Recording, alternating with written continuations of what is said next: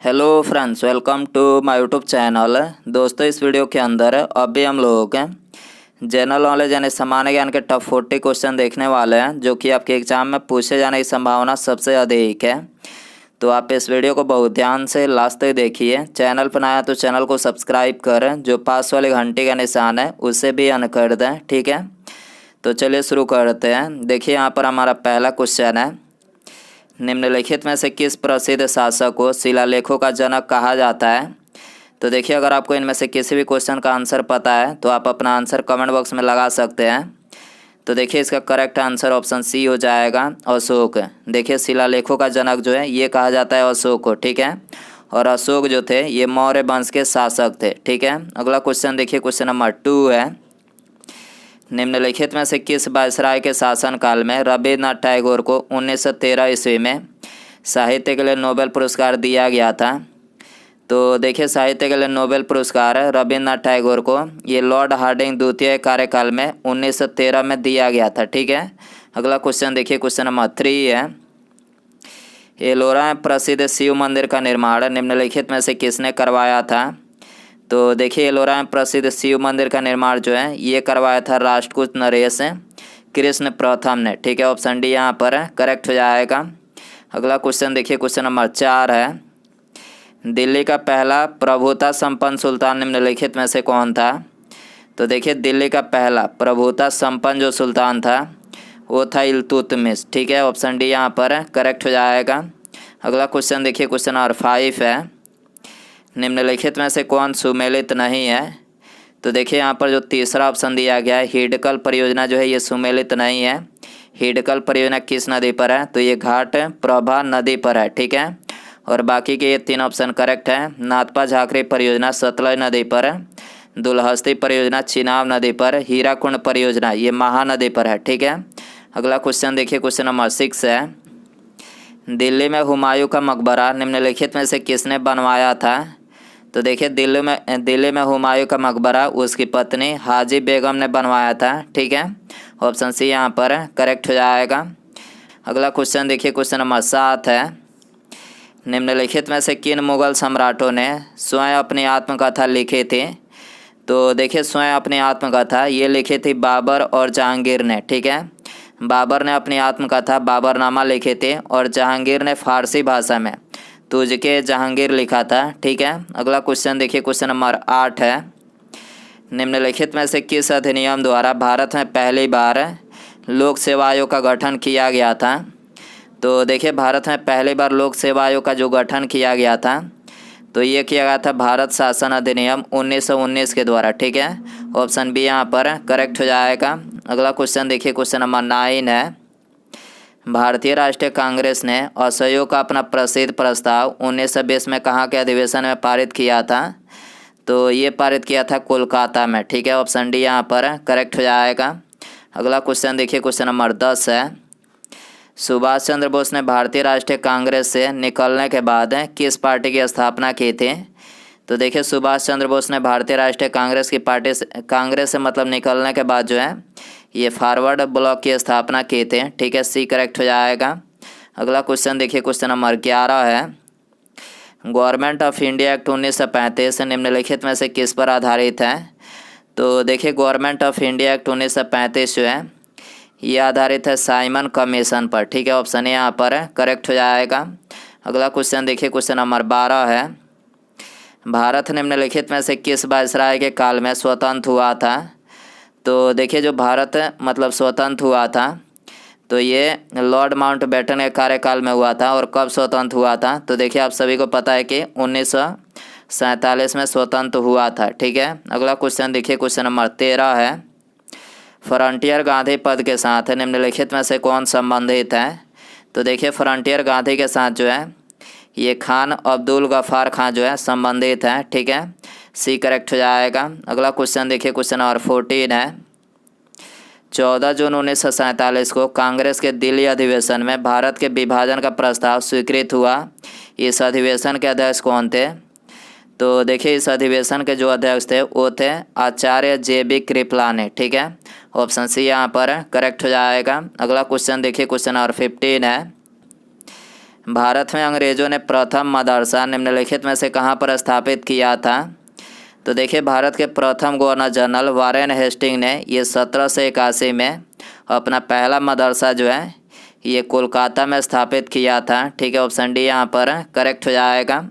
अगला क्वेश्चन देखिए, question number 16 है, निम्नलिखित में से किसे भारतीय अशांति के जनक के रूप में जाना जाता है?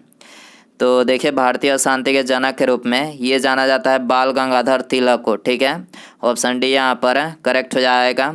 अगला क्वेश्चन देखिए, क्वेश्चन नंबर 16 है, अंग्रेज़ों द्वारा रैयतवाड़ी बंदोबस्त निम्नलिखित में से कहाँ पर लागू किया गया था?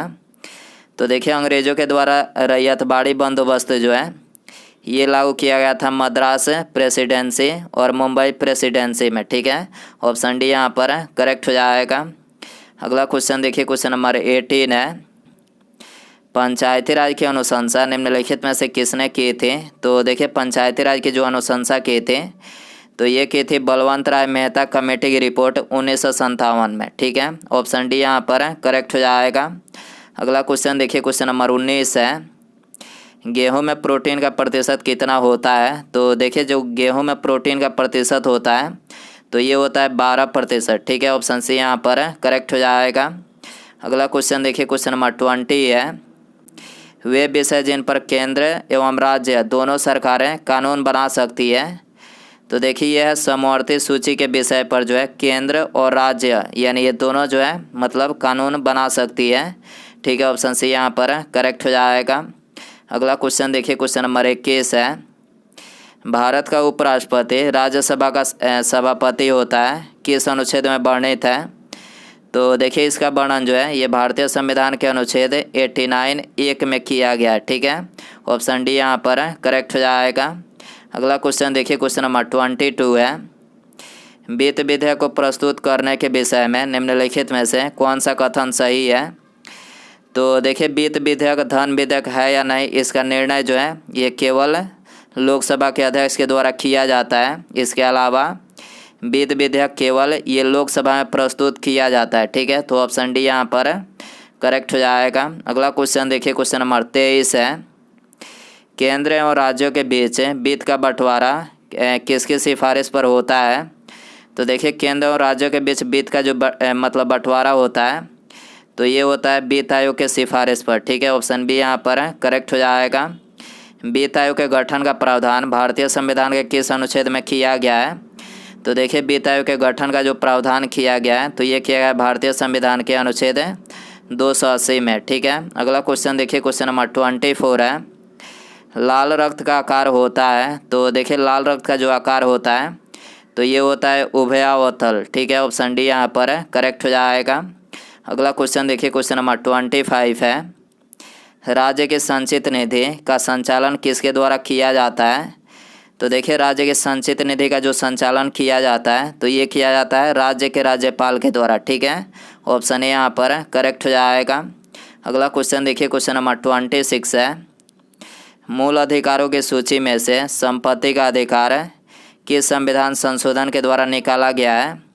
तो देखिए मूल अधिकारों की सूची में से संपत्ति का अधिकार जो है ये भारतीय संविधान के 44वें संशोधन के द्वारा निकाला गया है और किसके कार्यकाल में निकाला गया था? तो ये मोरारजी देसाई के कार्यकाल में निकाला गया था। ठीक है, अगला क्वेश्चन देखिए, क्वेश्चन नंबर 27 है, निम्नलिखित में से किस राज्य की तट रेखा सर्वाधिक लंबी है?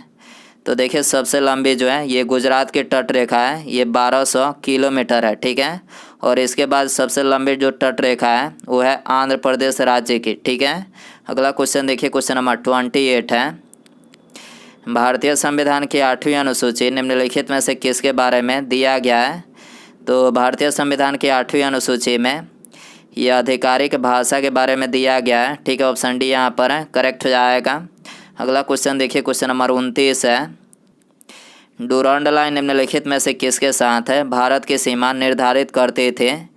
तो देखिए जो डुरांड लाइन है ये अफ़गानिस्तान के साथ जो है भारत की सीमा निर्धारित करते थे। ठीक है, ऑप्शन ए यहाँ पर करेक्ट हो जाएगा। और अभी वर्तमान में यह सीमा जो है ये पाकिस्तान और अफ़गानिस्तान की अंतर्राष्ट्रीय सीमा का निर्धारण करती है। ठीक है, अगला क्वेश्चन देखिए, क्वेश्चन नंबर 30 है, नागार्जुन सागर परियोजना निम्नलिखित में से किस नदी पर अवस्थित है? तो देखिए नागार्जुन सागर जो परियोजना है ये कृष्णा नदी पर अवस्थित है, ठीक है।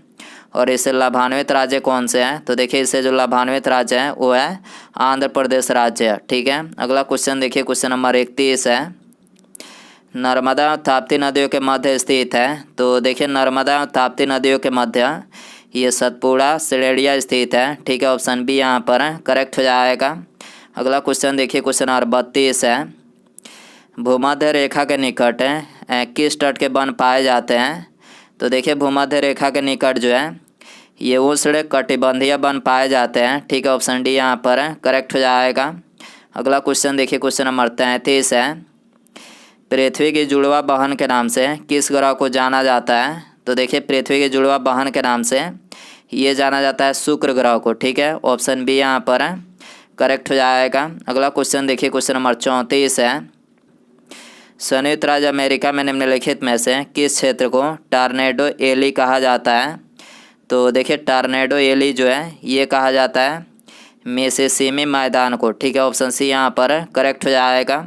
अगला क्वेश्चन देखिए, क्वेश्चन नंबर 35 है, अफ्रीका की कौन सी नदी मकर रेखा को 2 बार काटती है? तो देखिए मकर रेखा को 2 बार ये काटती है लिम्पोपो नदी, ठीक है। ऑप्शन बी यहाँ पर करेक्ट हो जाएगा। अगला क्वेश्चन देखिए, क्वेश्चन नंबर 36 है, निम्नलिखित में से कौन सा देश जनसंख्या के आधार पर विश्व का सबसे बड़ा इस्लामिक राष्ट्र है? तो देखिए जनसंख्या के आधार पर विश्व का सबसे बड़ा जो इस्लामिक राष्ट्र है वो है इंडोनेशिया, ठीक है। ऑप्शन सी यहाँ पर करेक्ट हो जाएगा। अगला क्वेश्चन देखिए, क्वेश्चन नंबर 37 है, गंगा डेल्टा के मैंग्रोव वनों को निम्नलिखित में से क्या कहा जाता है?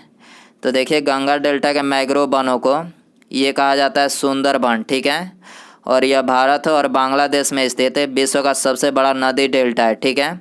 अगला क्वेश्चन देखिए, क्वेश्चन नंबर 38 है, निम्नलिखित में से किसको भारत में नकदी फसल कहा जाता है?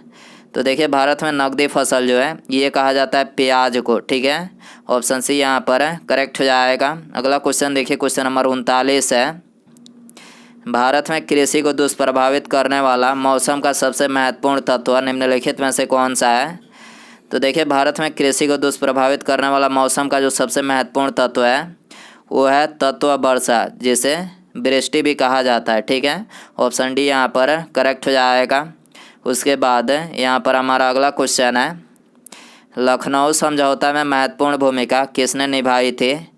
तो देखिए यहाँ पर आपको 4 ऑप्शन दिया गया है। ऑप्शन ए मोतीलाल नेहरू, लाला लाजपत राय, महात्मा गांधी और बाल गंगाधर तिलक। तो दोस्तों आप इसका आंसर जो है कमेंट बॉक्स में ज़रूर बताएं। चैनल पर नया है तो चैनल को सब्सक्राइब कर जो पास वाली घंटी का निशान है इसे भी ऑन कर दें, ठीक है। मिलते हैं अगले वीडियो में। Thanks for watching.